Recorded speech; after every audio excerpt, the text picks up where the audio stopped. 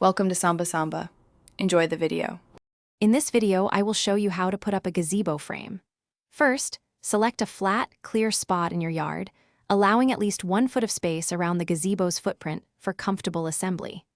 Next, carefully unpack all the components from the box and cross-reference them with the provided parts list to confirm everything is present. Finally, arrange all the frame pieces neatly around your chosen assembly area, making sure they are within easy reach as you begin construction. Now, let's get the foundation ready. Begin by connecting the base frame pieces together, following the specific instructions provided in your manual. Most often, this involves securing them with bolts and nuts, ensuring a snug fit.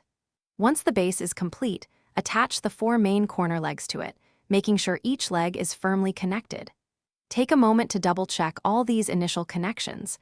A stable base is crucial for the entire structure's integrity. With the base and legs in place, it's time to build the roof structure. Gently lift the upper roof frame sections and position them onto the top of the 4 legs. This step might be easier with a second person to help hold the pieces steady. Once aligned, secure all the roof frame connections using the designated hardware, tightening them firmly but without overstressing. Confirm the entire roof frame is level and perfectly square before moving on to the canopy. You're almost done. Before enjoying your new gazebo, perform a thorough final inspection. Go around and check every single bolt and connection point, ensuring they are all tightened securely for maximum stability and safety. Next, it's vital to anchor your gazebo frame to the ground. Use the provided stakes or additional weights, particularly if you live in an area prone to strong winds.